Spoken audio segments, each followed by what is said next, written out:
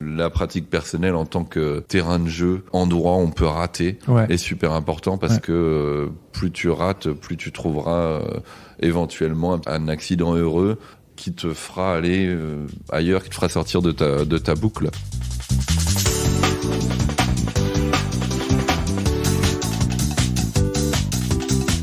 Bonjour à toutes et à tous et bienvenue sur Sens Créatif, le podcast qui explore les motivations et les stratégies des artistes de l'image.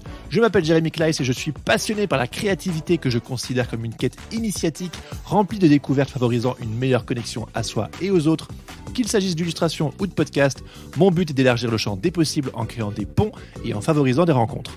Pour en savoir plus, vous pouvez me suivre sur Instagram @Jérémy Kleiss ainsi que sur Sens Créatif-podcast. Aujourd'hui, je suis ravi de vous présenter ma discussion avec Jean Julien. Et si vous êtes comme moi, passionné de belles images, alors il y a beaucoup de chances pour que ce nom vous évoque quelque chose. Jean Julien est, comme qui dirait, incontournable en matière de dessin. En tout cas, moi, je suis son travail depuis très longtemps. Depuis mes études d'ailleurs. Depuis 2009. Enfin bref, on s'en fout. Dites-vous juste que Jean Julien fait partie de ces illustrateurs qui m'ont immédiatement inspiré quand je commençais à peine à m'intéresser à cette discipline.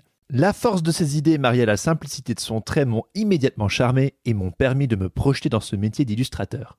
Pas étonnant d'ailleurs de découvrir que nous avons des inspirations communes comme Paul Round, Saul Bass ou encore Savignac. Bref, il souffle un vent de nostalgie quand j'évoque ces noms qui n'en finissaient pas de m'inspirer lors de mes études de beaux-arts. Bref, alors dites-vous quand j'ai appris que Jean avait quitté Londres pour déménager à Paris, vous imaginez bien que cette info n'était pas tombée dans l'oreille d'un sourd. C'est donc tout naturellement que je l'ai approché et je suis hyper content de pouvoir partager cet échange avec vous aujourd'hui. Mais n'allons pas trop vite, pour ceux et celles qui ne connaissent pas encore Jean Julien, voici un petit topo. Originaire de Nantes, Jean se définit aujourd'hui comme un faiseur d'images, de l'illustration à la photographie, en passant par la vidéo, la mode, l'édition, les installations, la sculpture, les affiches et puis dernièrement la peinture. Jean est un artiste multidisciplinaire. Ces images ont été exposées dans des dizaines de musées et autres galeries à travers le monde et il a travaillé pour des centaines de clients dont le New York Times, le New Yorker, The Guardian, Colette, National Geographic, Le Grand Palais, le Centre Pompidou, Amnesty International, Vogue et bien d'autres. Voilà.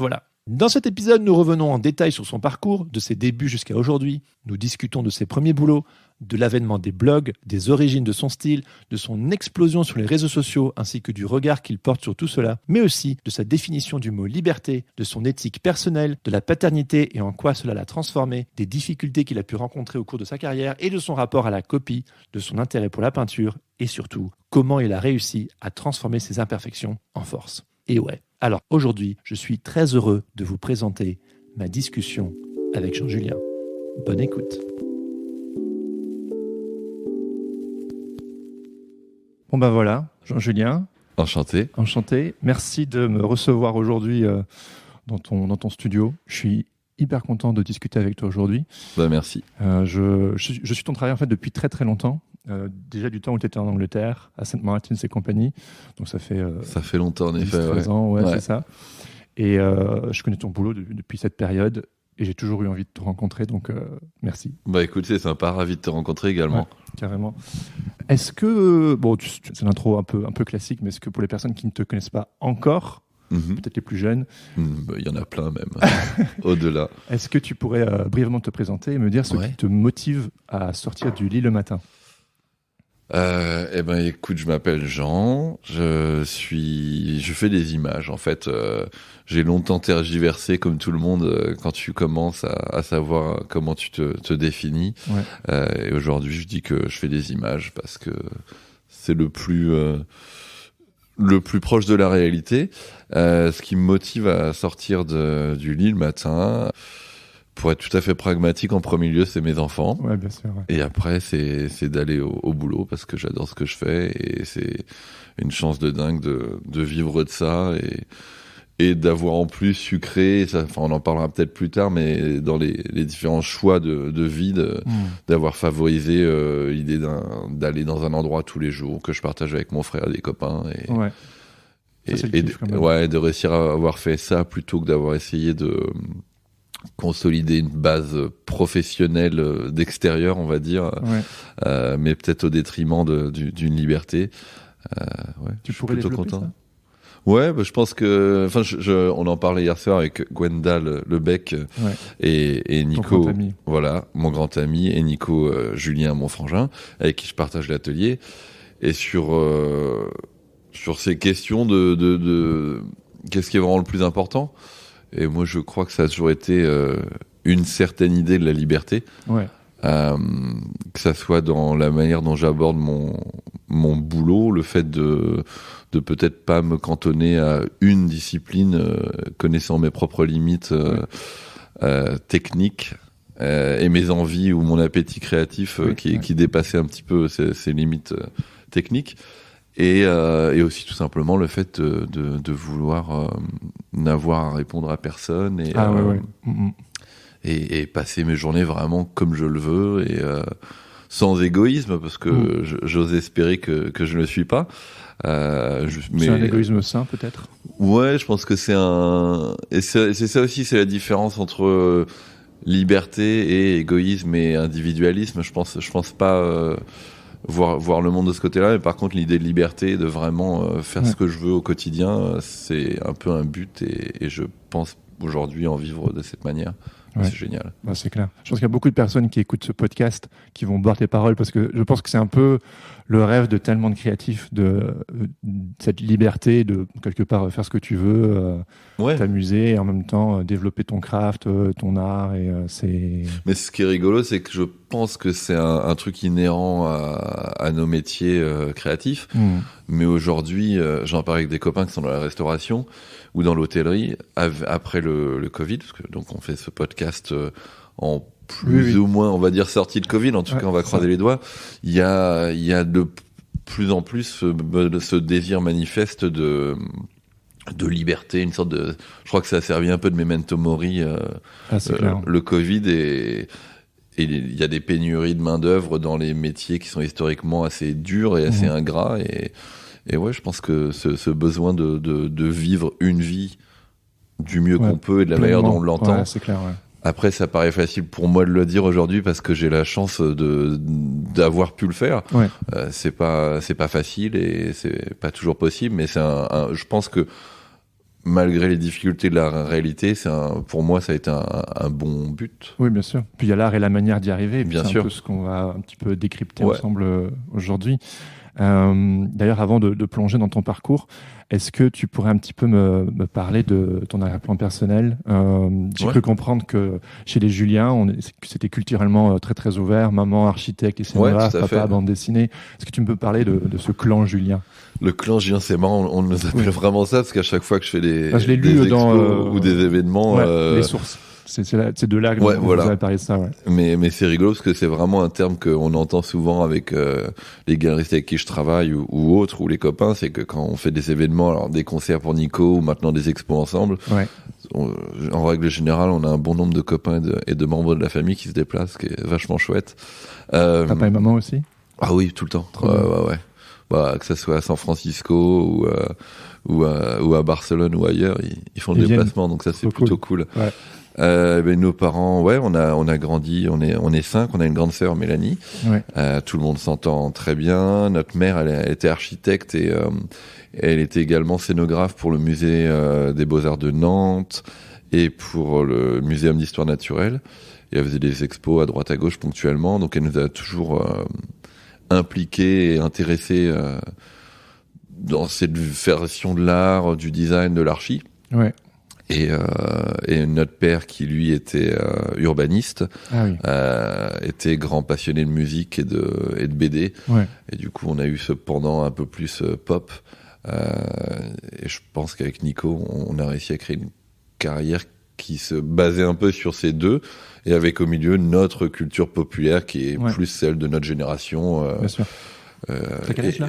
38. Ah oui, d'accord. Moi, 33. 33, je pense qu'on a, on se recroise sur certains dessins animés ou autres, mais donc on a eu accès à une belle culture de musée, mais aussi à une culture populaire, et on a eu des parents qui ont une intelligence de voir l'intérêt créatif que ça pouvait avoir, et tout en nous encourageant à bosser à l'école, etc., mais sans essayer de faire de nous des animaux de foire ou des machines performatives. Ça, c'est précieux. C'est très précieux, surtout que moi, j'étais pas bon à l'école, sans être un cancre total, mais clairement pas brillant. Et par contre, je pense en toute humilité avoir d'autres qualités et sur lesquelles ils m'ont aidé à jouer un petit peu. Mais c'est vrai que dans le système français, le fait de pas avoir un bon dossier scolaire, la première année, quand j'ai essayé, je me suis fait flinguer sur toutes les écoles que j'avais demandé. Mais c'est intéressant après ça. De toute façon, le dessin, c'est pas un vrai métier, hein, tout le monde le sait. C'est pas un vrai métier, exactement. Et tu as eu la chance que tes parents, j'imagine, t'ont encouragé dans cette voie. Ouais, à fond, ils m'ont encouragé à fond. Ma mère m'a aidé à faire plein de recherches, ils m'emmenaient faire des entretiens, etc. Donc, on était super soutenus. Trop bien. Et même aujourd'hui, dans le suivi de carrière, ils sont là et ils font partie inhérente de notre pratique. Moi, je les place toujours. Là, au Japon, j'avais fait une expo sur une petite BD que je viens de lancer, qui est sur eux et sur la notion d'être parent. Ah, d'accord, trop bien. Moi en tant que parent, eux en tant que parents. Et voilà. Et puis on a aussi notre sœur Mélanie qui avait une boutique. Là, elle a arrêté, mais dans lequel elle vendait mon travail et le travail d'autres designers. Et elle-même a un background like that. C'est de famille, quoi. Voilà, c'est de famille, ouais. C'est de famille, mais encore une fois, sans que ça ait été un. Ça n'a pas été imposé. Ça n'a pas été imposé, exactement. Il n'y avait pas non plus ce culte, les métiers créatifs, c'est mieux, etc. etc. Ouais. C'était genre, ça vous intéresse, t'aurais pu être banquier, que ça n'aurait pas dérangé. Banquier, je pense que ça ne serait pas trop passé dans ma famille pour autant, mais bon. D'accord. D'accord. Donc toi, tu es originaire de Nantes.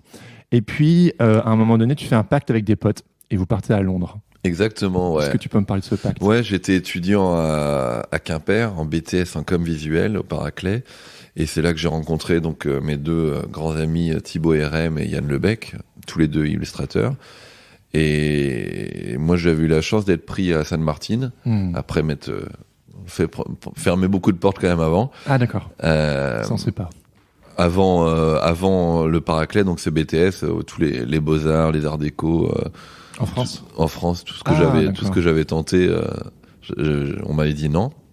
J'avais atterri entre guillemets parce que de prime abord ça me tentait pas trop, mais dans ce BTS et j'ai eu la chance d'avoir des profs qui pour le coup, un peu comme mes parents, m'avaient un peu ouvert les horizons, notamment Franche Lenave qui est un graphiste et Vefa Lucas aussi graphiste et qui m'ont ouvert à des Saul Bass, des Tommy Ungerer, MM Paris, tout ça. Voilà. Donc ça m'a bien ouvert les horizons et avec Thibaut et Yann du coup je crois que eux à ce moment-là savaient pas forcément avec certitude comment allait se dérouler leur prochaine année et on s'est dit on va à Londres, ça va être cool, on y va.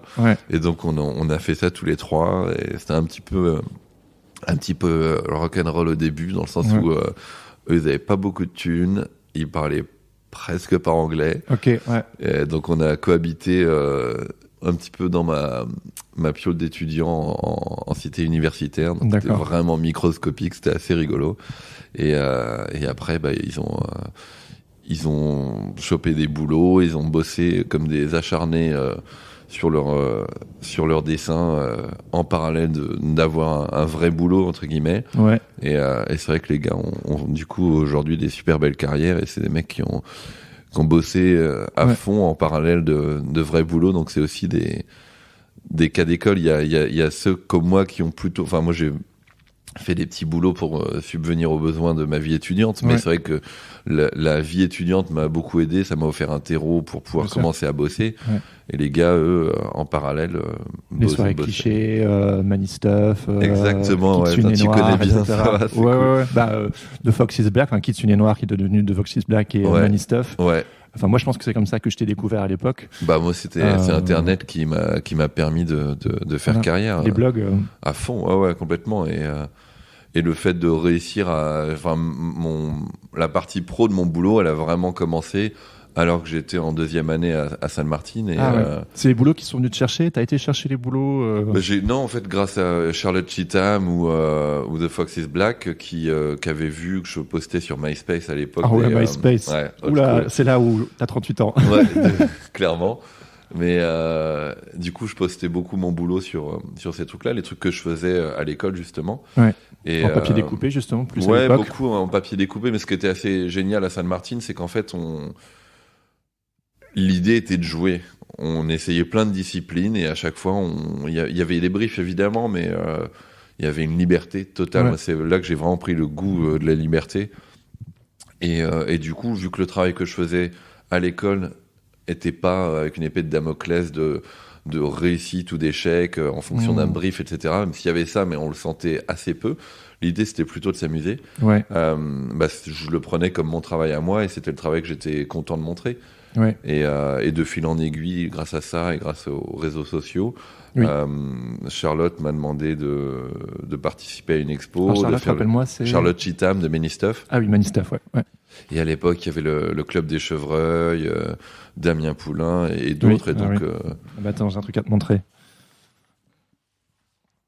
Ah, super. Voilà. C'est rigolo parce qu'en fait, là, on est en train de finir une monographie avec Phaidon qui sort l'année prochaine.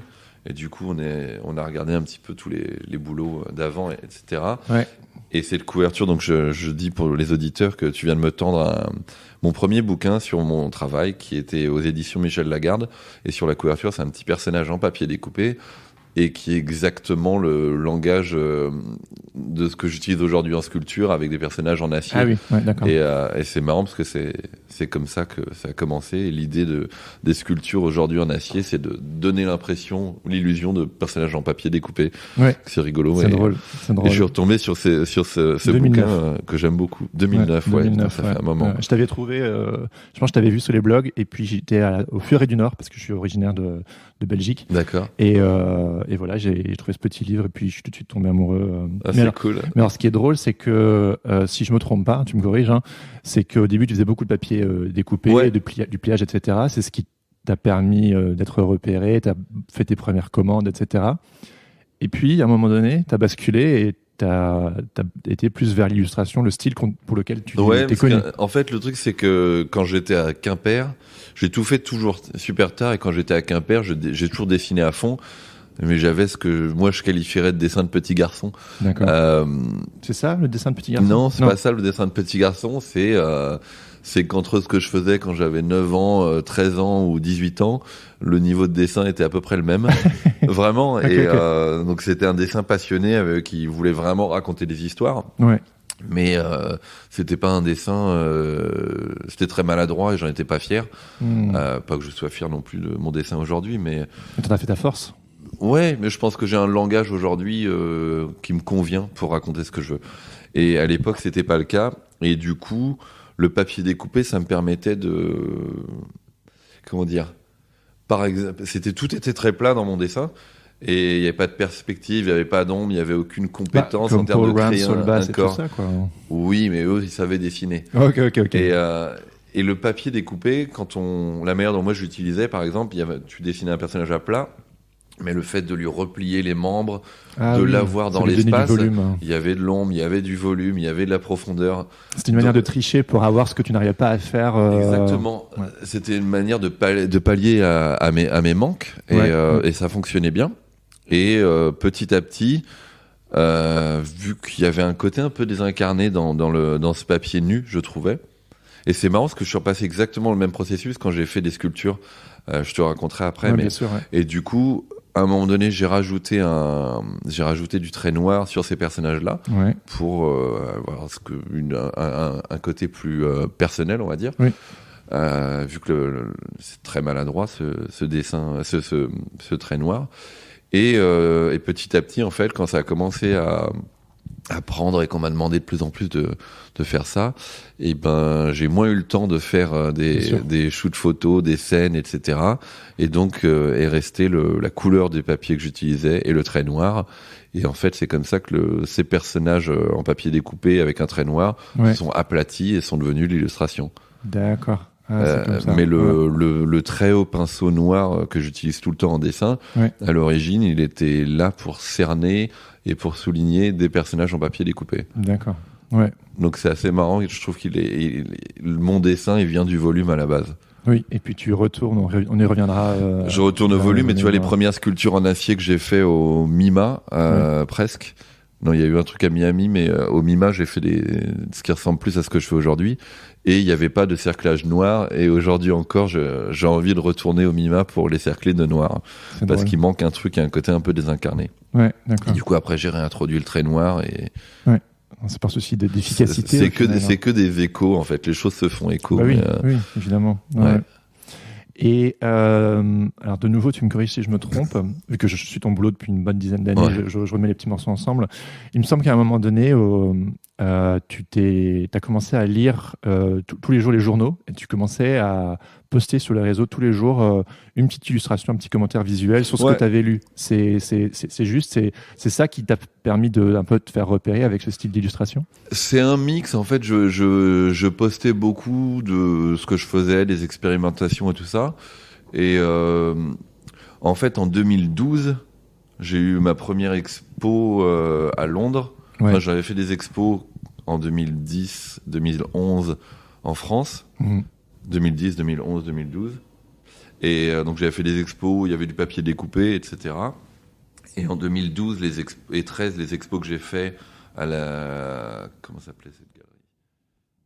Une galerie à Londres, je retrouverai le nom, mais qui était assez chouette. Et là, je faisais vraiment des affiches d'illustration. Oui, mais je l'ai vu, je sais de quelle galerie tu parles. Chemistry Gallery? Je sais Je crois plus que le nom, c'est ça. mais Ouais. Mais c'était une galerie super sympa. Et ça, c'est vraiment donc là, c'était du dessin sur le quotidien. Ouais, c'est ça. Donc plus du dessin d'affiches sur du quotidien. Et ça avait bien marché. J'ai eu beaucoup de commandes à ce moment-là. Ouais. Et là, j'étais assez bien occupé. J'espère que ça sonne pas arrogant de dire ça, mais j'avais beaucoup de monde qui suivait mon boulot à ce moment-là. Et comment t'as vécu cette explosion? Parce que moi, j'ai bougé à Paris en 2013. Ouais. Je me suis lancé en tant qu'illustrateur en 2013. Mais je suivais ton boulot, comme je t'ai dit, depuis 5 ans au moins. Et donc, j'ai vu ton passage quand tu étais en Angleterre, etc. Et puis, j'ai vu toute cette explosion, c'est comme ça que je l'appelle. Tu étais partout, la presse, la com, la pub, les collabs, les marques, les expositions, les galeries, tout ça. Comment tu as vécu cet engouement, cette explosion et comment tu as accompagné le mouvement? C'est évidemment extrêmement flatteur, agréable. Enfin, je pense que tout le monde a besoin d'une certaine manière un peu de validation. Et quand on est passionné par ce qu'on fait, d'avoir le public qui te dit j'aime bien ce que tu fais, c'est super. Reconnaissance. Donc c'était chouette. Et puis je me suis dit que je pouvais en vivre, donc c'était encore plus chouette. Tu m'étonnes. Et donc j'étais très content. Après, je savais aussi, mais ça, j'ai jamais vraiment trop perdu cette mentalité, le fait que d'avoir la chance que ça marche, ça nécessite de bosser à fond.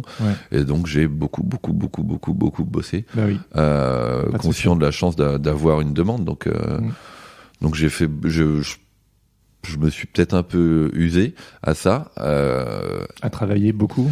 Ouais, il y avait c'est des périodes de vie aussi. En fait, c'était Londres, grande liberté. J'avais pas d'enfants. J'avais beaucoup de demandes commerciales. J'avais pas les mêmes idées sur la pub qu'aujourd'hui. T'étais prêt à en découdre à l'époque. Tu voulais tout faire, d'une certaine manière, ça.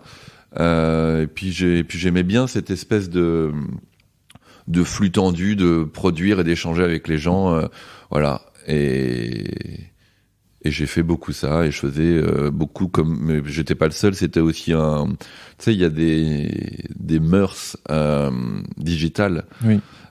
Donc tu veux dire des modes, des trends. Ouais, c'est ça. Donc à cette époque-là, et il y en a qui continuent de le faire beaucoup, mais on commentait beaucoup l'actualité. Ah oui. Et donc moi je le faisais aussi en dessin, donc plus après à 2012-2013 où mon dessin c'est plus matiné d'observer autour de moi ce qui se passait, que ça soit dans la rue ou dans les infos. Un commentaire. Voilà. Donc j'ai fait ça.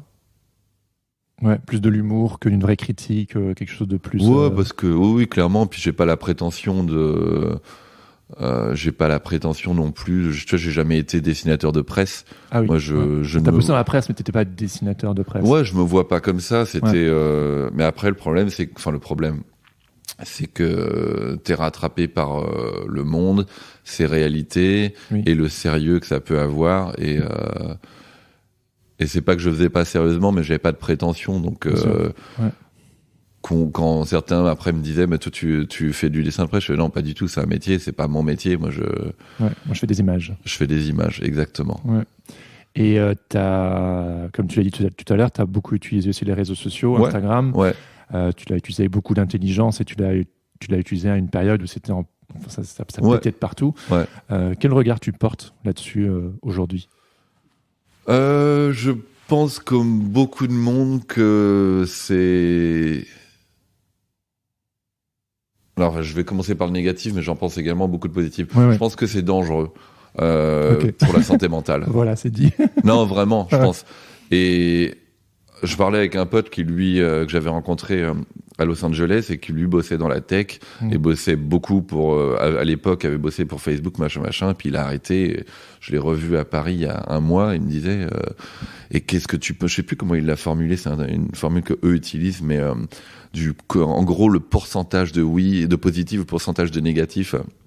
Je dis, moi, je pense que c'est incroyablement positif dans le sens où moi ça m'a donné une carrière, tu vois. J'ai commencé à poster en 2009 et j'ai commencé en 2008 et j'ai commencé à bosser professionnellement en 2009 grâce à ça. Donc fou, je pense que ça, tu vois, on parlait avant de Paul Rand, Solbass et tout, c'était des époques où il fallait faire ces armes dans des boîtes en apprentissage, de faire des portfolios, d'aller frapper aux portes, de se prendre des vents, de machin.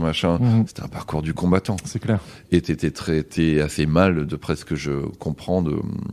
Avant, t'avais cette notion de bas d'échelle et tout ça. C'était très vertical. Aujourd'hui, c'est extrêmement horizontal, je pense. Oui. Donc moi j'ai eu beaucoup de chance et je pense qu'il y a beaucoup de monde qui aujourd'hui a beaucoup de chance grâce à ça et donc je pense que c'est super démocratique, c'est incroyable, mais c'est dangereux pour la santé mentale parce que et moi le premier je compare toujours avec ce que font les autres et je me dis est-ce que ça marche, est-ce que ça marche toujours pas aujourd'hui ? Ouais, bien sûr, mais parce que je pense que c'est designé comme ça. Oui, c'est fait et pour. On le sait, on en revient, que ça soit les lanceurs d'alerte ou les psychologues ou autres, il y a pas mal de gens qui théorisent sur ça et on sait que c'est pas très sain. Donc c'est compliqué de vraiment poser un avis noir ou blanc, même si moi je suis très noir et blanc. Mais je pense que c'est très mauvais pour la santé mentale et je pense que c'est très démocratique pour pouvoir se lancer. Ouais. Et puis aussi aujourd'hui c'est très bouché. Je pense qu'il y a beaucoup de gens qui veulent percer, notamment grâce aux réseaux sociaux.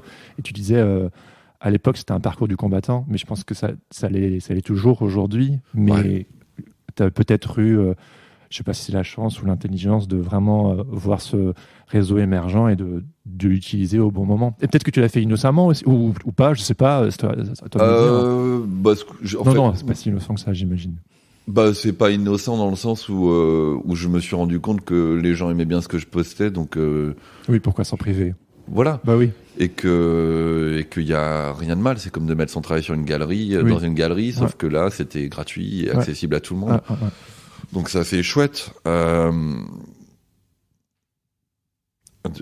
Non, mais c'est le chapitre des réseaux sociaux, quoi. Voilà, le fait qu'il y a des gens aujourd'hui. Les réseaux sociaux, c'est ça. Et puis, pardon, tout à l'heure, on disait Londres, une sorte d'essor et tout ça. Aujourd'hui, j'ai 2 enfants. J'ai 38 ans, donc je fais plus partie, je pense, des jeunes qui montent. Et j'ai envie de prendre plus de temps pour faire les choses différemment. Donc, je dis non à beaucoup plus de choses en fonction de certains critères. Avant, je disais pas non à beaucoup de choses. Excuse-moi. Non, t'inquiète. Et voilà, mais c'est ça qui est agréable et le fait, en fait, de regarder en arrière, de me dire, avant, je faisais ça, aujourd'hui, je fais pas ça. Je me dis, j'en ai fait, ça fait partie de ma vie. Bien sûr. Et donc, mes évolutions personnelles se reflètent dans ma manière de bosser et d'aborder le travail. Et également, le monde a changé, les préoccupations écologiques qui étaient toujours là, mais qu'on voyait moins ou, tu vois, aujourd'hui, je dis non à beaucoup de projets pour des raisons personnelles, éthiques ou autres. Ouais, bien sûr. Et si j'avais 22 ans et que j'avais pas le choix, entre guillemets, je dirais peut-être pas non pour bien ça. Sûr, ouais. Donc, d'autres personnes avec un parcours comme toi m'ont dit la même chose. Ouais, mais c'est un luxe qui s'acquiert et j'en suis conscient, mais ce qui fait aussi le métier créatif et la liberté totale dont on parlait, ça fait aussi qu'il n'y a pas de filet de sécurité. Si du jour au lendemain, ça marche plus du tout et que je dois faire autre chose pour nourrir ma famille, je le ferai. Oui, bien sûr. C'est comme ça. Mais tu as appris à te réinventer de toute façon. Ton parcours est une suite de réinventions. Ouais, je pense. Et j'ai toujours fonctionné comme ça, à voir où je voulais être dans les 5 prochaines années ou les 10 prochaines années, et ça m'a permis d'avancer comme ça. Tu veux être où dans les 5 prochaines années ? dans les 5 prochaines années, j'aimerais être moins tributaire de l'autre. Ouais. Et de ces cas de conscience, est-ce que j'accepte le projet, mais il correspond pas à 200% à mon éthique, est-ce que je fais une entorse? On rigole souvent avec les frères Lebec notamment, qui disent qu'on a une éthique avec Nico beaucoup trop rigide, et que c'est un peu dissocié de la réalité. Ils ont raison, mais en même temps... Mais c'est quoi cette éthique? Non, mais c'est une éthique... je sais pas. C'est une vraie question que des personnes se posent. Ouais, mais en fait, moi, j'en parle pas trop dans le sens où je suis pas irréprochable à 100% évidemment. Oui, Et par le passé, j'ai déjà fait des projets pour Google ou autre. Comment? Ouais, mais parce que voilà, on grandit, on change et tout ça. Donc l'éthique évolue ou s'affine et j'essaye au maximum de faire des choses qui sont en accord avec ma déontologie par rapport à l'environnement, par rapport à toutes ces choses-là, de pas surproduire et tout ça. Il y en a qui diront mais tu fais plein de projets d'une certaine manière, tu produis vachement, mais bon par rapport à ma déontologie, ça fonctionne et j'ai l'impression d'être droit dans mes bottes tout le temps, de temps en temps. Tu vois, par exemple, de faire des expos à droite, à gauche, ça fait que de temps en temps, faut prendre l'avion et j'aimerais bien ne pas le faire. Donc, je prends pas l'avion pour aller en vacances, mais je le prends pour aller faire une expo au Japon et du coup, aujourd'hui, je voyage pas pour toutes mes expos, mais c'est dommage aussi d'une certaine manière. Mais oui, par choix. Ouais, bien sûr, ouais. Donc on verra. Après, c'est compliqué parce que de parler de ces choses-là, parce que moi, le premier, si j'entends quelqu'un, je me dis immédiatement, c'est vrai que moi, par contre, je fais pas ça bien. Donc il y a toujours cette notion de jugement et je pense que c'est important d'avoir sa déontologie, absolument, et d'essayer de pas juger l'autre. Et moi, j'essaye de faire selon ce que j'estime pouvoir faire ou être bien. Ta déontologie personnelle. C'est un sujet quand j'ai déjà abordé sur le podcast avec d'autres invités, le fait de s'engager, entre guillemets, malgré nos paradoxes. On est tous bourrés de paradoxes. Et que c'est dur, cependant. Moi, j'aimerais bien m'engager plus. Et en revanche, j'ai l'impression que, par exemple, à l'environnement, je suis clairement pas irréprochable. Je pense que personne ne l'est, à moins de vivre dans une ferme. Mais j'aimerais bien faire plus de boulot en accord avec ça. Et j'ai toujours je sais pas si on peut appeler ça un syndrome de l'imposteur ou autre, mais du coup de se dire mais en fait ça c'est pas éthique à 200%, mais je le fais quand même. Et beaucoup diront oui, mais sauf que si t'as une force de parole, une force de frappe entre guillemets, potentiellement tu feras plus de bien à en parler que de ne pas le faire. Oui, bien sûr. Et puis, la vie est faite de nuances. Enfin, tu disais que tu étais quelqu'un de très noir et blanc. Est-ce que du coup, le fait d'être dans la zone de gris, c'est quelque chose qui t'insupporte? Non, parce que je pense que foncièrement, tu as raison, mais je pense qu'aujourd'hui, le débat public est pas du tout nuancé et les gens ne sont pas nuancés. Dans le public, je suis entièrement d'accord avec toi, la vie n'est faite que de nuances, c'est clair. Et tout le monde a ses points d'incohérence, ses zones d'ombre et tout ça, mais par contre, quand tu vois les climats politiques, publics, médiatiques, les débats, etc., t'as l'impression que le monde n'a jamais été aussi clivant et les avis n'ont jamais été aussi tranchés. C'est vrai. Mais après, c'est aussi, tout le monde le dit, si tu vois un mec qui va te tailler ou faire une opinion odieuse sur Twitter, si tu le rencontres, si tu bois café avec lui, jamais il n'aura même 10% de la véhémence qu'il a manifesté dans l'anonymat. Et il y a chance qu'à la fin tu repartes pote, mais bien sûr. et que soit il aura exprimé son point de vue avec une telle nuance que tu te diras mais en fait il a pas tort, soit tu auras réussi à lui faire entendre raison parce que voilà. Mais c'est pour ça moi que je fais ce podcast en fait. T'as raison. J'ai toujours voulu créer un espace bienveillant où quelque part on peut aller à la rencontre de l'autre et on peut s'écouter. Le podcast en l'occurrence c'est un format long, comme je disais 1 heure, 1 heure et demie, on prend le temps de s'écouter. Et aussi ce qui est cool c'est que les gens mettent un casque et ils vont se dire je vais écouter, en l'occurrence là je vais écouter Jean Julien pendant 1 heure. Et que quand on voit un truc passer vite fait bien fait sur les réseaux ou bien les titres putaclic et compagnie, on est là et ce qui fait que pour moi c'est vraiment important de sortir de sa chambre à écho, moi c'est ça que j'appelle, sortir d'une chambre à écho où on est entouré de personnes qui pensent comme nous, on lit les choses qui nous confortent, c'est normal, c'est humain. Mais c'est le problème aussi. Voilà, et donc du coup d'aller à la rencontre et de croiser les regards, moi c'est vraiment ce qui m'anime quoi. Ouais, mais Voilà. je suis très partisan de ça. Je trouve que c'est un peu ce qui nous sauvera d'une certaine manière. Ouais. Il faut du, Ça va être la phrase ça, du podcast. il faut du débat nuancé. Ouais, Mais, ouais. mais c'est vrai que l'immédiateté, la compétitivité des réseaux sociaux fait que je pense pas que ça. Je pense qu'il y a une illusion du débat sur les réseaux sociaux. Ouais. Et Après que le temps moi, de s'écouter.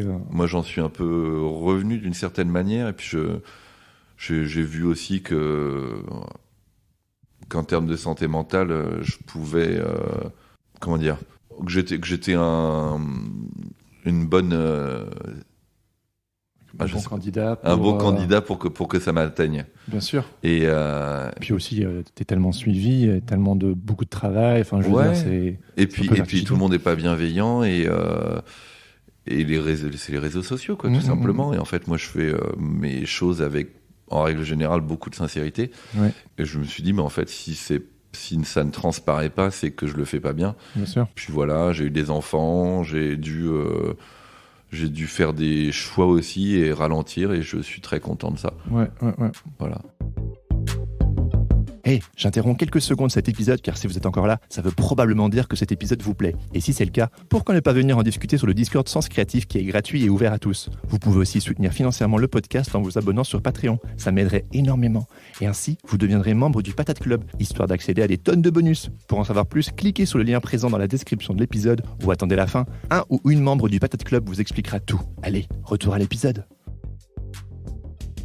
Le chapitre familial m'intéresse, mais juste avant de passer à ça, tu es quelqu'un de très connu aujourd'hui dans la scène graphique internationale, on te connaît partout, et on pourrait avoir l'impression, quand on regarde un petit peu de l'extérieur, sans être dans les coulisses, que tout s'est fait, tout allait de soi, que c'était simple, que c'était facile.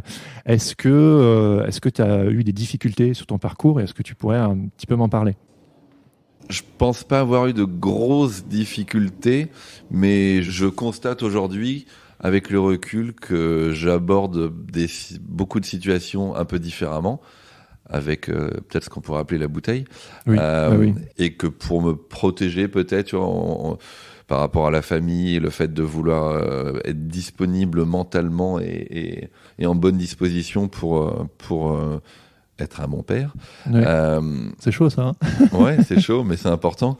Et ben du coup, je pense que je me protège plus, donc je suis plus dur et que je laisse moins passer les choses. T'es plus dur, tu veux dire, avec toi, avec des clients, Avec les clients, pas avec moi.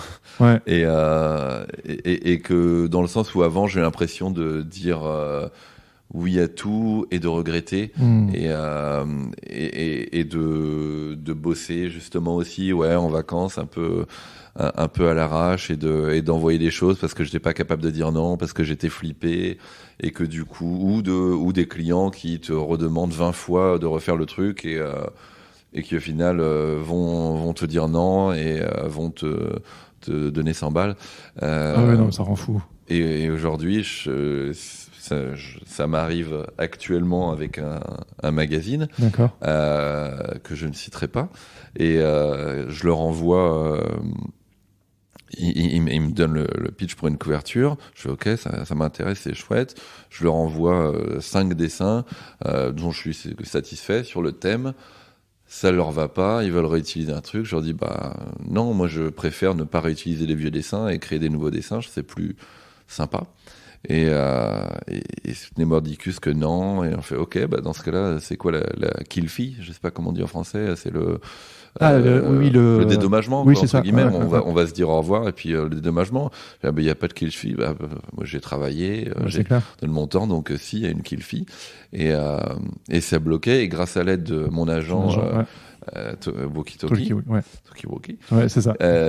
Qui sont super. Et ils sont revenus et ils ont utilisé une des illustrations que j'avais proposées. Alors c'est un peu dommage parce que ça veut dire qu'ils n'en étaient pas convaincus. Oui. Après c'est un truc que j'ai posté et qui a très très bien marché. Donc je sais pas s'ils l'ont vu, qu'ils se sont dit en fait. T'as posté la version que toi tu voulais, c'est ça ?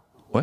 Ah ouais, et c'est ça. Ils avaient refusé, ils se sont rendus compte que c'est un de mes posts qui a le mieux marché, du coup c'est assez ironique. Mais je le savais entre guillemets dans le sens où encore une fois je le fais avec sincérité. Donc et ça par le passé je pense que j'aurais pu me faire un petit peu Et tu disais que tu étais sensible, que ça t'atteignait. Ouais, ou genre de dire ah bon ok bon d'accord j'ai raté, c'est pas bien et au revoir et j'ai travaillé pour rien et de ça et aujourd'hui je laisse rien passer de ce genre parce que j'ai appris aussi que les gens quand tu leur dis non ils te respectent plus. Absolument. Ouais. Et ça paraît péremptoire de le dire mais c'est vrai. Puis même de se faire mal parler par des agents, des clients, et puis en fait, tu te rends compte que on n'est plus dans une verticalité. Oui. Eux peuvent trouver 20 000 autres illustrateurs, et toi, potentiellement, tu peux trouver d'autres clients, et en tout cas, c'est comme ça, moi, que je le vois aujourd'hui. C'est moins évident au début, évidemment, mais personne n'a à te mal te parler, personne n'a à te mal te considérer ou à te payer 200 balles pour faire une affiche. Si, les œuvres caritatives, pas de problème. Voilà, et c'est ça, moi, je fais des boulots pas payés avec grand plaisir aujourd'hui pour différent. des causes dans lesquelles je crois. Ouais. Mais après, je pense que de parler, et ça encore une fois, on en parlait au tout début, le fait de discuter avec d'autres illustrateurs, c'est vraiment un truc en or. Ouais. Et nous, dans notre atelier avec Gwendal, avec mon frangin Nico ou même Yann et Thibaut, on a parlé. On parle tout le temps, dès qu'on a une galère encore aujourd'hui. Et tu te rends compte de la manière dont de différentes personnes gèrent une galère. Oui. Et que les galères arrivent toujours, en fait, de partager les bonnes approches, les bonnes réponses. Ouais, ça marche pas mal. J'ai eu aussi beaucoup, aujourd'hui, j'ai des galères de bootleg, c'est quoi ça ? De faux, de gens qui font des faux de ton boulot et qui les vendent. C'est vrai. Ouais. Mais des peintures ou des... Non, des peintures, c'est rigolo. J'ai pas mal de cours de peinture en Corée qui m'envoient. On fait font à la Jean Julien. Ouais, mais c'est super drôle. mignon. Moi, je suis vachement touché. Touchant. Je trouve ça génial. Ouais, hyper touchant. Et non, des gens qui en Chine, il y a eu pas mal de faux, de contrefaçon de nounous. Et légalement, c'est une tannée. Tu peux à peu près rien faire, mais tu te rends compte de la bienveillance justement je sais pas si on peut parler de communauté, mais des gens qui me contactent en disant ils ont fait un faux. Et là, on parle pas de gens qui se sont inspirés, tout ça, où là c'est plus des nuances, mais de gens qui... C'est des t-shirts Jean Julien vendus sur le marché noir. Voilà, et tu peux pas faire grand chose par rapport à ça, donc en tout cas légalement, quand c'est en international, tu peux pas trop. Ouais. Après, je sais pas si on peut parler de galère dans le sens où Oui, mais bon, je suis pas à plaindre de ce point de vue-là, et c'est vrai qu'aujourd'hui j'ai pas de vraie galère parce que le pourcentage de problèmes que j'ai dans mon boulot comparé aux choses positives, il est assez faible. Oui. Mais tout à l'heure tu parlais de santé mentale et justement du fait que peut-être à une époque tu acceptais trop, tu savais pas dire non. C'est pas facile. J'avais peur de dire non dans le sens où je me disais mais si je dis non et si dans 5 ans j'ai plus du tout de boulot, mais je me connais, je me rongerais le sang à me dire pourquoi t'as dit non, c'est à cause de ça, t'as dit non, t'as fait un peu le cacou et en fait aujourd'hui tu te retrouves comme un imbécile sur la paille. C'est fear of missing out au final. Ah, complètement, j'ai le roi du FOMO. Oui. Mais et moi maintenant. Non, encore. Ouais, j'ai conscience de devoir aussi. J'ai des bouches à nourrir, donc t'as un peu plus, t'as une peur un petit peu plus tangible, mais ça, il y a énormément de gens dans ce cas-là. Enfin, je dirais la quasi-totalité du monde qui travaille. Oui. Après, j'ai pas à me plaindre du tout. Je vis bien et mon boulot marche bien, donc je croise les doigts. Mais par contre, j'ai constaté a posteriori quand même que de dire non et d'affirmer certaines choses. De s'affirmer, ça avait aidé. Mais tu peux le faire à un moment donné, pas forcément au début. Au début, je disais non à rien. Et une chose qui t'énervait peut-être dans la profession à un moment donné ? Les cases. Les cases ? Ouais, le fait de t'es illustrateur, donc tu fais ça, du dessin, ou alors tu fais, tu fais du photomontage, donc tu fais ça, ou alors, et que si tu fais des t-shirts et un mug, t'es un commercial vendu, assujetti au capitalisme et tout. Bah, non, pas vraiment, en fait. Capitaliste. Voilà, et qu'il y a beaucoup plus de nuances. Je pense quand même que ça a tendance à disparaître et qu'aujourd'hui, le fait d'être illustrateur, plus que d'être une case, c'est, comme on disait, plutôt une communauté, un soutien. Donc ça, c'est chouette. Et qu'il y a aussi beaucoup de gens que tu pourrais qualifier d'illustrateurs qui font aussi de l'illustration pas sur une feuille de papier. Et ça, c'est assez chouette. Ouais, bien sûr. Ouais, Voilà. clairement.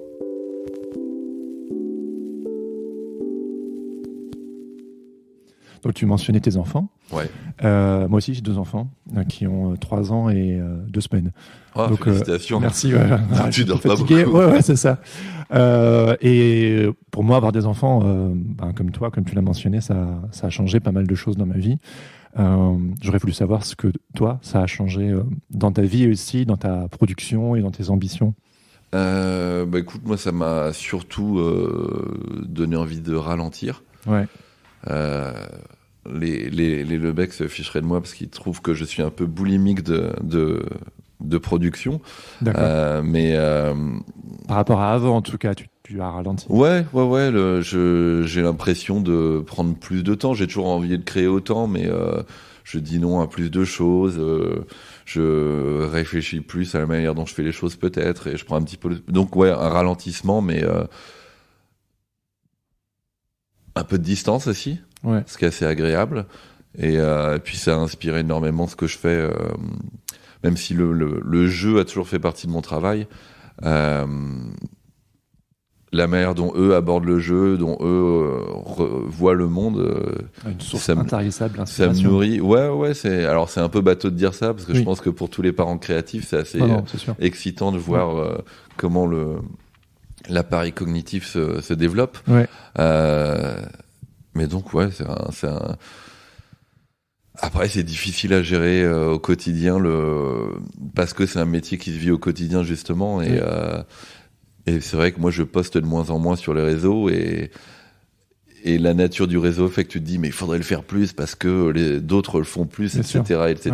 Et on n'est pas... Enfin, moi, je suis pas au-dessus de ça, de ce petit sentiment de compétition un petit peu, qui est mal placé, mais qui est réel. Ouais. Et après, malgré le fait que j'ai ce sentiment, je choisis quand même évidemment de me concentrer plus sur les Oui. moments avec ma famille. Et puis ça te nourrit, ça te fatigue aussi, ça t'apporte tellement de choses que peut-être avant tu trouvais en décrochant tel client, en bossant pour tel projet, en ayant telle accolade, tel prix, et puis après tu as des enfants, et puis la gratification et l'investissement est différent. Ouais. Ouais, c'est ça. C'est qu'en fait, j'avais l'impression de faire beaucoup de choses pour moi, ce qui est réel, et puis aujourd'hui, je les fais pas que pour moi. Ouais, c'est ça. Donc Le centre de l'univers, il a bougé. ouais, en fait, comment dire, la gratification ne vient plus que de ce que moi je fais, Ouais. mais aussi de ça. Tu donnes de ton temps ailleurs que pour toi, et Bien sûr. ouais, C'est magique. C'est assez magique, ouais. Et puis, tu as déménagé. Qu'est-ce qui t'a poussé de bouger de Londres à Paris? Ça avait un petit moment que j'en avais marre de Londres, en fait. Ok. Mais ça coïncidait. En fait, on est parti quand Lou, qui a aujourd'hui 5 ans, avait 2 ans, je crois, tout comme ça. 2 ans et demi. Et en fait, la vie de famille à Londres, ça me le faisait pas du tout. Ah ouais, c'est vrai. Ouais. Et en fait, Londres, c'était une ville parfaite pour un côté hyperactif. Ouais. Et bosser plus dans la commande, me dévouer corps et âme à ça, et le fait de ralentir, de vouloir être plus avec ma famille, de faire plus de peinture, de faire plus des gros projets sur le long terme, Ouais. ça s'accordait moins. Et beaucoup de copains français qui étaient là-bas à ce moment-là, ou étrangers, ont bougé en France, sont rentrés dans leur pays. D'accord. Et du coup, ça avait plus le même parfum. Oui, je comprends. Et Ouais. évidemment, il y a eu le Brexit aussi. Oui, j'ai pas osé le dire, mais. Après, moi, ma femme, elle est anglaise, donc le Brexit Ouais. ou la France, de toute façon, on a le cul entre deux chaises, Bien sûr. quoi qu'il arrive. Ouais. Et puis ça a coïncidé, le fait de faire plus de peinture, d'avoir des enfants, de changer de pays. Ouais. C'est une Sorte de nouvelle vie. renouveau. Moi, j'aime Ouais, bien, c'est ça. j'aime bien les nouvelles vies, en Ouais, fait, ouais. régulièrement. Du coup, c'est enfin, la question, elle est un peu évidente, mais tu t'es tourné vers la peinture justement en désirant ralentir, en désirant quelque chose de plus physique. Ouais, c'est un peu l'œuf ou la poule, mais j'ai toujours eu envie d'essayer le médium, évidemment, parce Ouais. que j'ai toujours été passionné de peinture comme d'art graphique en général. Ouais. J'avais beaucoup fait de couleurs digitales, très à plat. Ouais. Ayant eu Solbax et Paul Rand comme premiers amours, c'est vrai qu'il y avait ça, mais Ungerer ou Savignac ou Vuillemaut, tu sens l'imperfection de la peinture dans les aplats et c'est beau, quoi. Donc ça m'a toujours taquiné et je suis assez friand d'impressionnisme et Vuillard notamment et du coup on le voit dans ton boulot. C'est gentil, mais même si eux pouvaient dessiner et peindre à perfection, il y avait une recherche de communiquer des émotions avec l'imperfection que je trouvais assez fascinante.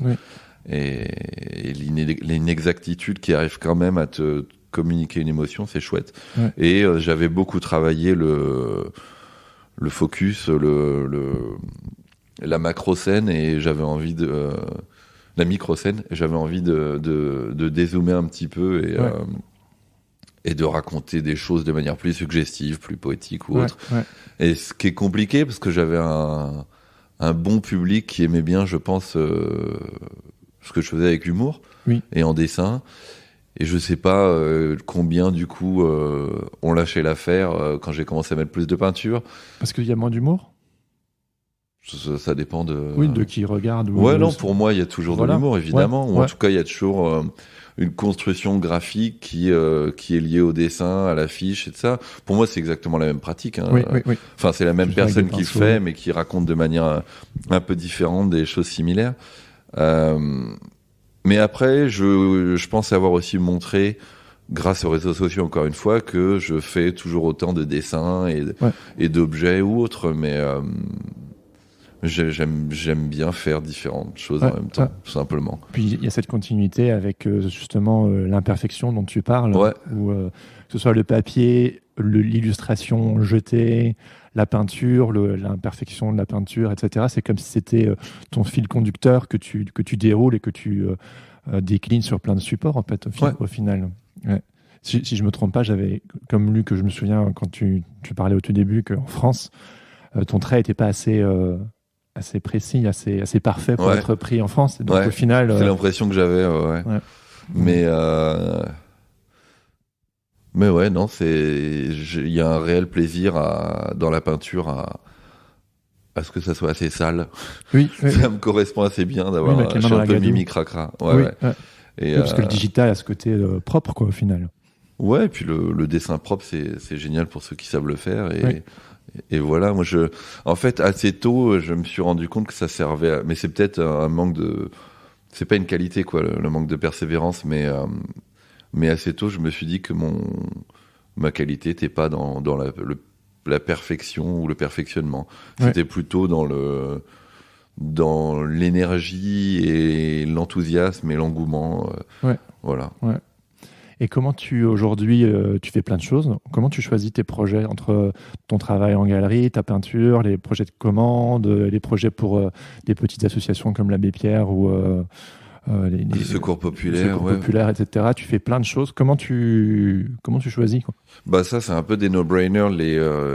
L'Abbé Pierre ou Secours populaire, c'est des gens que même moi je contacte de temps en temps et qui me contactent aussi. Et c'est des combats que j'aimerais pouvoir mener encore plus, donc c'est des choses importantes et ça je le fais sans réfléchir, évidemment. Qu'il y a pas mal d'illustrateurs qui le font d'ailleurs.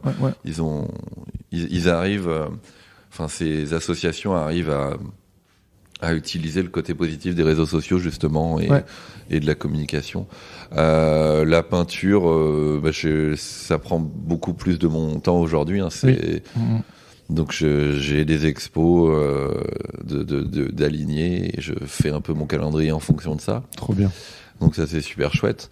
Et après, je te disais, j'essaye de faire des plus gros projets qui prennent plus de temps.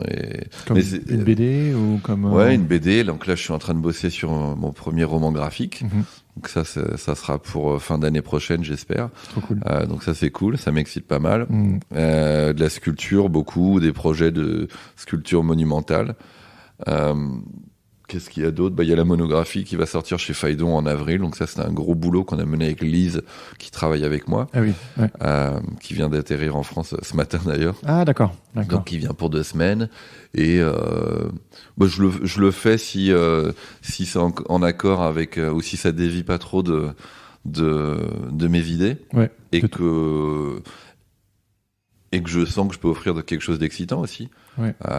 C'est difficile t'as pas envie de toujours faire la même chose. Alors peut-être que d'extérieur, le fait que ça soit toujours mon trait noir et mes couleurs, peut-être que c'est toujours la même chose et que c'est lassant. Mais c'est surtout tes idées aussi qui... Ouais, mais tu vois, ça, par exemple, sur les réseaux sociaux, j'ai l'impression que le dessin à idées, pour moi, c'est plus le meilleur endroit pour le faire. Ça s'est essoufflé? Ça s'est pas essoufflé, mais en fait, je pense que c'est arrivé souvent que je poste quelque chose et qu'en message, quelqu'un de bienveillant, à 90% du temps, vient de me dire « regarde, j'ai fait exactement le même dessin. » Ah oui. Et je suis « Ah putain !» Et donc, en fait, ça me faisait me dire « Ah, mais en fait, j'ai pas des si bonnes idées que ça. » Et t'as des personnes malveillantes qui font « Ouais, mais en fait... » T'as copié. Non, ça, c'est l'obsession des réseaux sociaux. Ils ont l'impression que parce que eux suivent quelqu'un, toi, forcément, tu l'as vu aussi. Oui. Donc... J'avais un copain qui voulait te poser cette question. Est-ce que t'as pas peur aussi de te faire copier, toi? Non, enfin, je m'en fiche, entre guillemets, dans le sens où si je suis facile à copier, ça veut dire que je stagne peut-être un petit peu.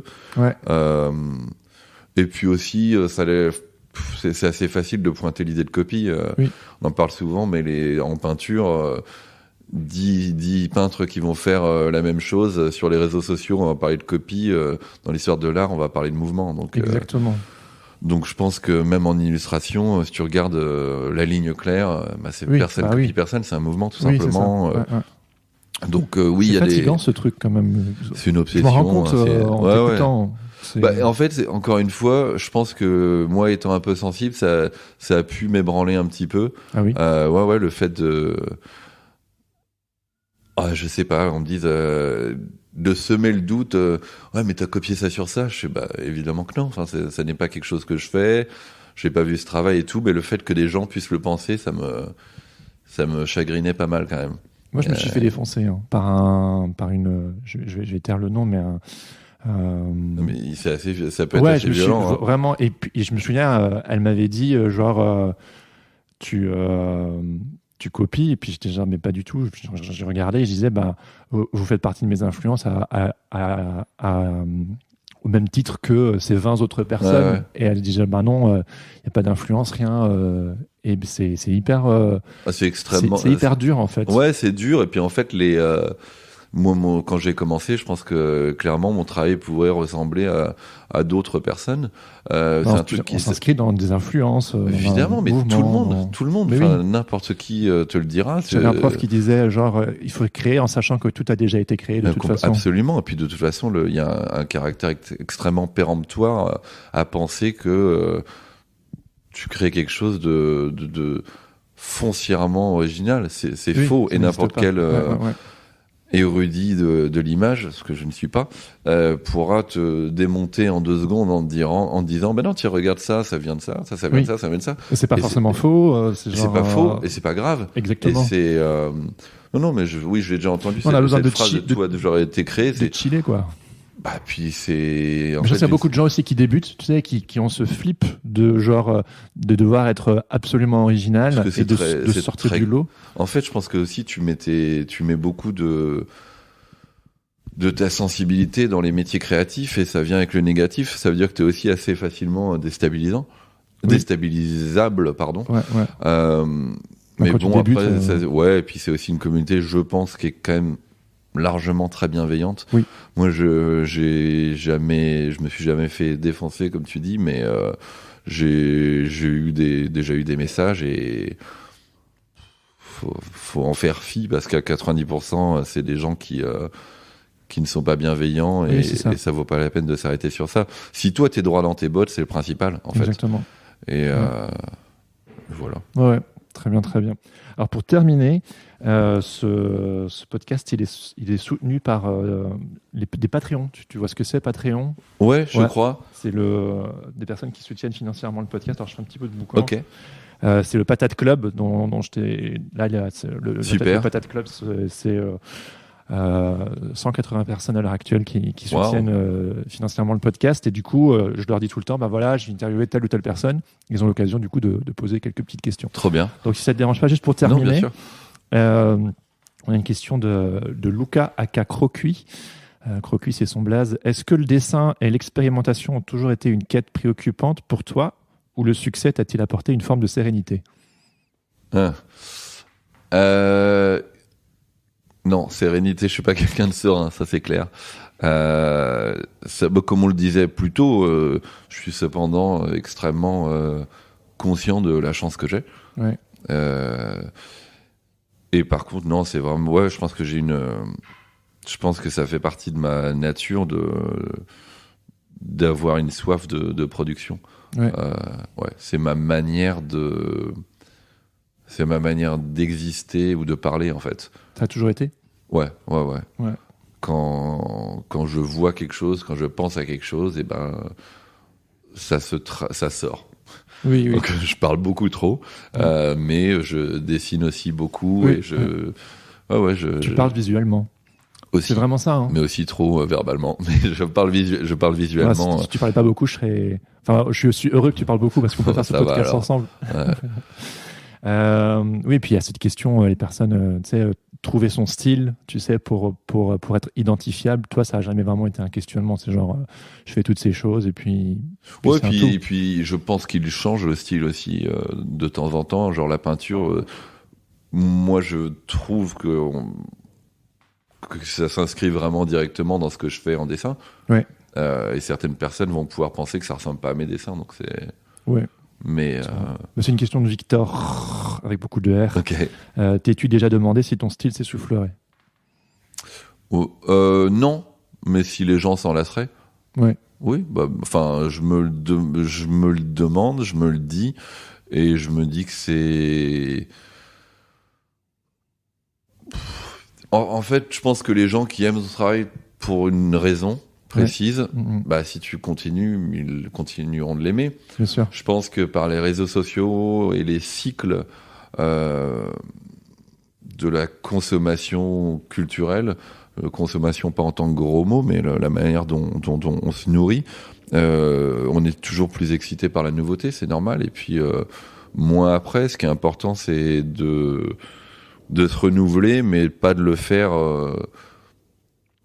pour ne pas disparaître, mais de le faire parce que c'est comme ça qu'on a envie de créer. Et ça m'emmerderait que tout le monde se lasse ou me trouve has-been et aime plus mon boulot, mais malheureusement, je pense que ça m'empêcherait pas de continuer de le faire, parce que j'aime ce que je fais et je le fais avec sincérité. On a besoin de tracer la route et de se réinventer. Mais c'est vrai que je pense que pour certaines personnes, notamment des auditeurs ou des personnes qui connaissent ton boulot, il y a ce truc c'est tellement par moments compliqué dans les métiers créatifs de percer et d'être repéré qu'une fois que ça y est, une fois que ton style, entre guillemets, c'est une grande question, alors qu'en réalité on sait que le style c'est une fausse question en réalité. Ce truc en fait, on peut s'enfermer dans un style, en fait. Ça peut être dangereux, ça peut tuer ta créativité au final, quoi. Oui, c'est sûr. Moi, j'ai trouvé assez positif d'avoir l'équilibre entre les commandes professionnelles et le personnel. Ouais.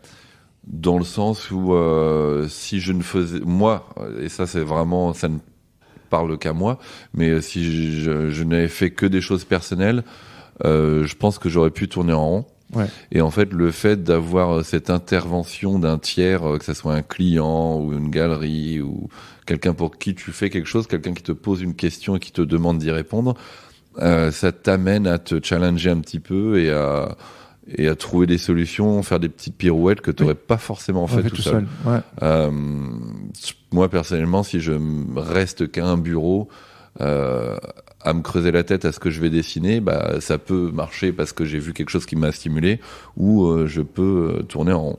Oui. Et donc cet équilibre entre les deux, je l'ai trouvé assez sain. Ouais. Ouais, entre tout ce que tu fais. Et c'est un truc que je conseillerais à tout le monde, si je peux donner des conseils, c'est de s'assurer de toujours avoir un équilibre entre pratique personnelle et commerciale. Et même si le commercial va bien, la pratique personnelle en tant que terrain de jeu, endroit où on peut rater, est super important parce que plus tu rates, plus tu trouveras éventuellement un accident heureux qui te fera aller ailleurs, qui te fera sortir de ta boucle. Et que ça, si tu le montres, potentiellement après en commande on te dira ça, ce que vous avez fait, j'ai bien aimé aussi, est-ce que vous pourrez le refaire, machin. Et ça permet d'avoir a priori une carrière qui se renouvelle. Bien sûr. Tu te souviens d'une erreur qui t'a propulsé Pas trop, j'en fais tout le temps en fait des erreurs, dans le sens où je veux toujours faire quelque chose et ça ne se traduit jamais exactement visuellement comme c'était dans ma tête. Mais c'est vrai que toute la genèse un petit peu du papier découpé, de rajouter un trait noir et de tâtonner un petit peu la manière accidentelle dont l'illustration est devenue illustration, c'était parce que j'ai pu expérimenter à gogo. C'est comme si tu te forçais à faire des erreurs pour voir ce qui peut en ressortir. C'est de l'entraînement quoi en fait. C'est une petite gym. Voilà. Super. Toute dernière question des membres du Patate Club. C'est pas une personne précisément, mais il y en a plusieurs qui ont posé la question des agents. Tu sais, les agents d'illustrateurs, tu es représenté par 4 agents à l'heure actuelle. France, Angleterre, États-Unis, Corée. Quel est ton regard sur les agents? Parce que pour beaucoup de personnes aussi, tu sais, qui sont dans le game ou qui ont envie de percer ou qui ont déjà de la bouteille, etc. Agent, utilité, fantasme, galère, t'as eu plusieurs agents aussi au fur et à mesure de ta carrière. Comment est-ce que, moi, je pense que c'est utile, un agent. Il faut pas se dire qu'on peut pas réussir sans agent, c'est pas vrai. Par contre, je pense que clairement, de mon expérience personnelle, un bon agent, c'est quelqu'un qui te protège, c'est quelqu'un qui t'aide des fois à faire les bons choix quand tu ne sais pas si c'est les bons choix, et qui voit pas forcément l'intérêt financier pour t'aider à faire ton bon choix. C'est garde-fou. Ouais, complètement. Et puis c'est quelqu'un qui t'apporte de l'expérience, à savoir quand on est jeune de pouvoir chiffrer un projet, c'est quasiment impossible, je pense. Et du coup, l'agent, il a un réel savoir de ces choses-là, il a un réel savoir du milieu aussi dans lequel ton travail va être vendu, exploité, tout ça. Donc, je pense que c'est très utile. C'est plus nuancé aujourd'hui avec les réseaux sociaux, dans le sens où les clients vont plus facilement communiquer directement avec les artistes et dire on aimerait bien que tu fasses ça, est-ce que ça te dit? Et donc techniquement tu peux juste répondre oui, ok, voilà c'est quoi le budget, il donne le budget et tu peux accepter ou refuser sans forcément avoir d'idée de si c'est justement payé ou pas. Et l'agent, il va te permettre d'y voir un petit peu plus clair. Donc, je pense pas du tout que l'agent soit un fantasme non, je pense que ça fait partie du métier d'illustrateur. Après, je constate qu'il y a aussi des gens qui ont une carrière sans. Donc, il faut pas se dire qu'on n'est pas un illustrateur si on n'a pas d'agent. Mais je pense que c'est une grande aide. Ça reste un choix. Oui, voilà. C'est un bon garde-fou aussi, c'est vrai. Super. Qu'est-ce qu'on peut te souhaiter pour les 5 prochaines années? De pouvoir continuer comme je vis actuellement, à pouvoir faire des projets, et j'espère pouvoir continuer de surprendre et de faire plaisir aux gens avec mes dessins. Merveilleux. Merci à Jean. Merci beaucoup. À bientôt. À bientôt.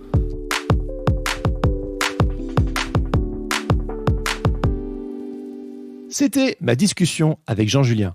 Merci infiniment Jean pour ton temps. Je suis hyper content d'avoir pu discuter avec toi dans ton studio. Si cet épisode vous a plu, n'hésitez pas à le dire à Jean en le suivant sur son fameux compte Instagram. Attention, plus d'1 million de followers, je vous aurais prévenu. Je dis ça, je dis rien, mais ça risque probablement de vous inspirer. Et puis, si vous avez envie d'approfondir, n'hésitez pas à visiter son magnifique site internet, à acheter l'un de ses livres ou à précommander sa première monographie, disponible aux éditions Phaidon à partir du mois d'avril 2022.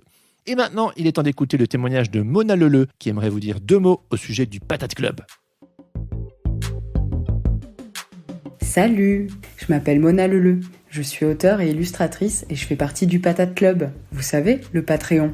C'est important de contribuer à des projets qui nous rapprochent les uns des autres au quotidien. Nous, les illustrateurs, graphistes, peintres, bref, tous les créatifs en recherche d'échange et de partage. Et c'est pour ça que je soutiens financièrement Jérémy et Sens Créatif sur Patreon. Le Patate Club, c'est une communauté d'artistes variés qui s'entraident, qui se donnent la frite partout en France et au-delà. Je suis ravie d'en faire partie et ça me permet de rencontrer des créateurs tout aussi curieux et bavards que moi. Des personnes talentueuses, dynamiques avec qui échanger sur toutes les questions pro qui nous turlupinent. Sens Créatif, c'est aussi et surtout une communauté bienveillante de créateurs qui s'encouragent, s'inspirent et échangent les uns avec les autres. Les participations débutent à 2 € par épisode, ce qui vous donne accès à un Discord foisonnant d'infos, sans oublier le Patate Club Podcast, un podcast bimensuel et exclusivement accessible pour les Patreons, enregistré en duo avec Laurent Bazar qui débriefe du dernier épisode de Sens Créatif et des sujets abordés sur le Discord, plus les coulisses du podcast. Vous retrouverez tous les liens dans les notes de cet épisode pour rejoindre le Patate Club ou le Discord. Et pour en savoir plus, rendez-vous sur patreon.com/senscreativepodcast. Si cette interview vous a plu, n'hésitez pas à en parler à vos amis, à mettre un commentaire ainsi que 5 étoiles sur Apple Podcast. C'est le meilleur moyen de faire connaître Sens Créatif. Pour ne plus jamais louper un épisode, pensez également à vous abonner sur vos applications de podcast, à me suivre sur les réseaux sociaux ou à rejoindre la newsletter du podcast. Vous trouverez toutes les infos ainsi que les notes de chaque épisode sur le site www.senscreatif.fr. Je termine en remerciant mon ami Adrien Guy, comme toujours, pour l'habillage sonore de ce podcast. Allez jeter un œil sur ses réseaux sociaux @AdrienGuy-Musique ou écouter ses morceaux sur sa page SoundCloud. Merci également à Morgane Prudhomme pour le montage de cet épisode. Sur ce, je vous donne rendez-vous dans 2 semaines pour le tout dernier épisode de cette saison 3. Et comme vous le savez sûrement déjà, il s'agira d'un épisode spécial enregistré en public au Social Bar à Paris.